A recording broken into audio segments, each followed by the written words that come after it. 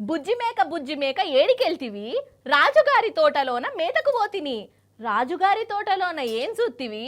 రాణిగారి పూల తోట సొగసు చూత్తిరి. అబ్బా, చిన్నప్పటి బుజ్జి మేక పాట ఇన్నాళ్ళకి యాదికి తెచ్చుకున్నాం. అవుగాని మేకలు మాట్లాడతాయి ఎరికైనా అనొల్ల మీకు?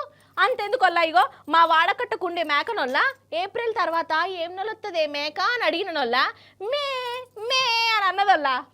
పాసిపోయింది కదా నల్ల జోకు.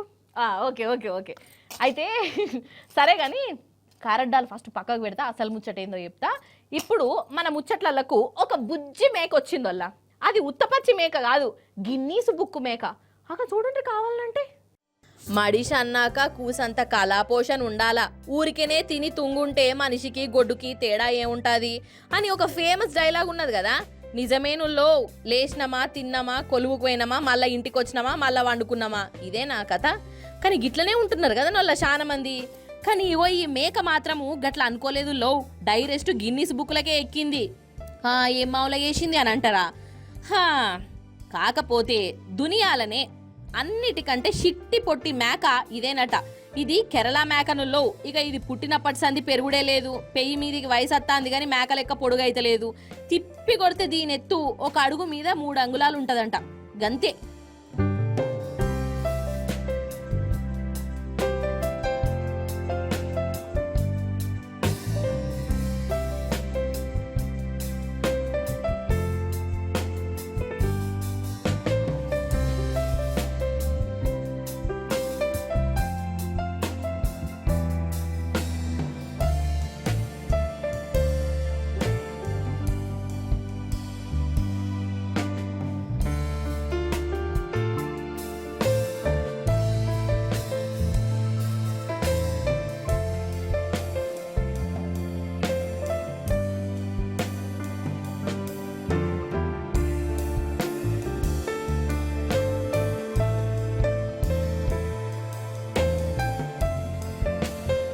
మరి గింత పొట్టి మేకను ఎందుకు ఉత్తగుంచాలే? గిన్నీస్ బుక్కోళ్ళకి చెప్తే ఒక శిత్తం అవుతుంది కదా, వాళ్లకు కూడా పని దొరుకుతుంది కదా, వాళ్ళ బుక్కులో కూడా పేరెత్తది కదా అని ఈ మేక ఓనర్కు ఉపాయం దోషింది.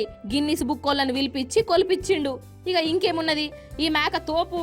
ఇక దీనంత పొట్టి మేక ఏది లేనే లేదు, ఇది గిన్నీస్ బుక్ మేక అని అనుకుంటా దాని పేరును వాళ్ళ బుక్లో రాయించుకున్నారు.